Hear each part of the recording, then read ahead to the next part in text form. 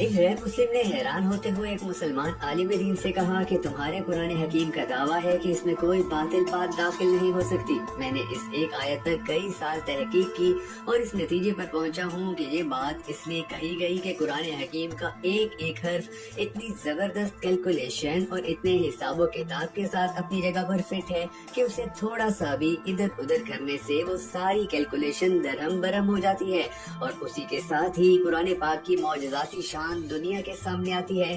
اتنی بڑی کتاب میں اتنی باریک کیلکولیشن کا کوئی رائٹر تصور بھی نہیں کر سکتا۔ قرآن پاک کا ہر لفظ جتنی مرتبہ استعمال ہوا ہے وہ تعداد اور اس کا پورا بیک گراؤنڈ اپنی جگہ خود علم و عرفان کا ایک وسیع جہان ہے۔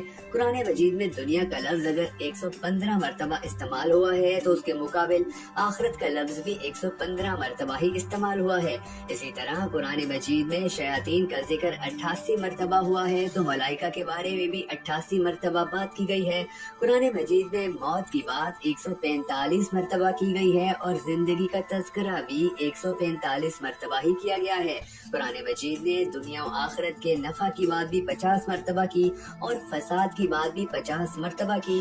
قرآن پاک میں شہر کا لفظ 12 مرتبہ استعمال ہوا ہے جس کا اردو میں مطلب مہینہ بنتا ہے، اور ایک سال میں ٹوٹل 12 مہینے ہوتے ہیں۔ قرآن مجید میں یوم کا لفظ 360 مرتبہ استعمال ہوا ہے اور ایک سال میں 360 دن ہی ہوتے ہیں۔ اتنی بڑی کتاب میں اس عددی مناسبت کا خیال رکھنا کسی بھی انسانی مصنف کے بس کی بات نہیں، مگر بات یہیں پر ہی ختم نہیں ہوتی۔ آج کی جدید ترین ریسرچ قرآن مجید کے حوالے مطابق قرآن حکیم کے حفاظتی نظام میں 19 کے عدد کا بڑا عمل دخل ہے۔ اس حیران کن دریافت کا صحرا ایک مصری ڈاکٹر راشد خلیفہ کے سر جاتا ہے جو امریکہ کی ایک یونیورسٹی میں کیمسٹری کے پروفیسر تھے۔ 1968 میں انہوں نے مکمل قرآن پاک کمپیوٹر پر چڑھانے کے بعد قرآن پاک کی آیات اور ان کے الفاظ و حروف میں تعلق تلاش کرنا شروع کر دیا۔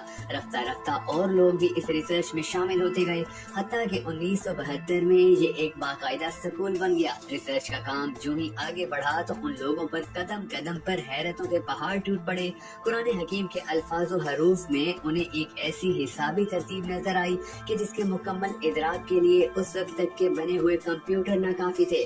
کلام اللہ میں 19 کا حصہ صرف سورہ مدثر میں آیا ہے، جہاں اللہ نے فرمایا کہ دوزخ پر ہم نے 19 محافظ فرشتوں کو مقرر کر رکھا ہے۔ اس میں کیا حکمت ہے یہ تو رب ہی جانے، لیکن اتنا اندازہ ضرور ہو جاتا ہے کہ 19 کے عدد کا تعلق اللہ کے کسی حفاظتی انتظام سے ہے۔ پھر ہر سورہ کے آغاز میں قرآن مجید کی پہلی آیت بسم اللہ کو رکھا گیا ہے، گویا کہ اس کا تعلق بھی قرآن کی حفاظت سے ہے، کیونکہ ہم دیکھتے ہیں کہ بسم اللہ کے کل حروف بھی 19 ہی ہیں۔ پھر یہ دیکھ کر مزید حیرت میں اضافہ ہوتا ہے کہ بسم اللہ میں ترتیب کے ساتھ 4 الفاظ استعمال ہوئے ہیں، اور ان کے بارے میں ریسرچ کی گئی تو ثابت ہوا کہ اسم پورے قرآن میں 19 مرتبہ استعمال ہوا ہے۔ لفظ الرحمن 57 مرتبہ استعمال ہوا ہے جو 19 ضرب 3 کا حاصل ہے، اور لفظ الرحیم 114 مرتبہ استعمال ہوا ہے کہ جو 19 ضرب 6 کا حاصل ہے۔ لفظ اللہ پورے قرآن پاک میں 2699 مرتبہ استعمال ہوا ہے جو کہ 19 ضرب 142 کا حاصل ہے، لیکن یہاں بقیہ ایک رہتا ہے جس کا صاف مطلب ہے کہ اللہ کی ذات پاک کسی حساب کے تابع نہیں ہے، وہ صرف یکتا ہے۔ قرآن مجید کی سورتوں کی تعداد بھی 114 ہے جو کہ 19 ضرب 6 کا حاصل ہے۔ سورہ توبہ کے آغاز میں بسم اللہ نازل نہیں ہوئی، لیکن سورہ نمل آیت نمبر 30 میں مکمل بسم اللہ نازل کر کے 19 کے فارمولے کی تصدیق کر دی گئی۔ اگر ایسا نہ ہوتا تو حسابی قاعدہ فیل ہو جاتا۔ اب آئیے حضور علیہ الصلوۃ والسلام پر اترنے والی پہلی وحی کی طرف۔ یہ سورہ الگ کی پہلی 5 آیات ہیں اور یہیں سے 19 کے اس حسابی فارمولے کا آغاز ہوتا ہے۔ ان 5 آیات کے کل الفاظ 19 ہیں اور ان 19 الفاظ کے کل حروف 76 ہیں جو ٹھیک 19 ضرب 4 کا حاصل ہیں۔ لیکن بات یہیں پر ختم نہیں ہوتی۔ جب سورہ الگ کے کل حروف کی گنتی کی گئی تو انسانی عقل تو برتر حیرت میں ڈوب گئی کہ اس کے کل حروف 304 ہیں جو کہ 19 ضرب 4 کا حاصل ہیں، اور سامعین کرام عقل یہ دیکھ کر حیرت کی اتھاہ گہرائیوں میں مزید ڈوب جاتی ہے کہ قرآن پاک کی موجودہ ترتیب کے مطابق سورہ الگ قرآن پاک کی 96 نمبر سورہ ہے۔ اب اگر قرآن پاک کی آخری سورہ والناس کی طرف سے گنتی کریں تو اخیر کی طرف سے سورہ الگ کا نمبر 19 بنتا ہے، اور اگر قرآن مجید کی ابتدا سے دیکھیں تو اس 96 نمبر سورہ سے پہلے 95 سورتیں ہیں جو ٹھیک 19 ضرب 5 کا حاصل ضرب ہیں، جس سے یہ بھی ثابت हो जाता है कि सूरतों के आगे पीछे की तरतीब भी इंसानी नहीं बल्कि अल्लाह ताला के हिसाबी निज़ाम का ही एक हिस्सा है। कुरान पाक की सबसे आखिर में नाजिल होने वाली सूरह सूरह नसर है। ये सुनकर आप पर भी एक मर्तबा खुशगवार हैरत तारी होगी कि अल्लाह पाक ने यहाँ भी 19 का निज़ाम बरकरार रखा है। पहली वही की तरह आखिरी वही सूरह नसर ठीक 19 अल्फाज पर मुश्तमिल है। यूं कलामुल्लाह की पहली और आखिरी सूरह एक ही हिसाबी कायदा से नाजिल हुई। सूरह फातिहा के बाद कुरान हकीम की पहली सूरह सूरह बकरा की कुल आयात 286 है। 2 हटा दें तो मक्की सूरतों की तादाद सामने आती है और अगर 6 हटा दें तो मदनी सूरतों की तादाद सामने आती है। 86 को 28 के साथ जमा करें तो कुल सूरतों की तादाद 114 सामने आती है।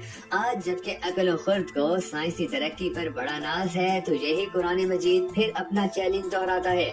हिसाबदान, साइंसदान, हर खास व आम मोमिन सभी सोचने पर मजबूर हैं कि आज भी किसी किताब में ऐसा हिसाबी निज़ाम डालना इंसानी वसात से बाहर है। ताकतवर कंप्यूटर्स की मदद से भी इस जैसे हिसाबी निज़ाम के मुताबिक हर तरह की गलतियों से पाक किसी किताब की तश्कील नामुमकिन होगी, लेकिन 1400 साल पहले तो इसका तस्वुर ही महाल है। लिहाजा कोई भी सही अकल आदमी इस बात का इनकार नहीं कर सकता कि कुरान करीम का हिसाबी निज़ाम अल्लाह का ऐसा शाकार मौजज़ा है कि जिसका जवाब क़यामत तक कभी भी नहीं हो सकता। और कुरान पाक में अल्लाह ताला एक जगह फरमाते हैं कि पूछ लो गिनती करने वालों से। दोस्तों, अगर आपको हमारी ये वीडियो पसंद आई हो तो इसे सदका जारिया समझकर शेयर जरूर कर दीजिएगा।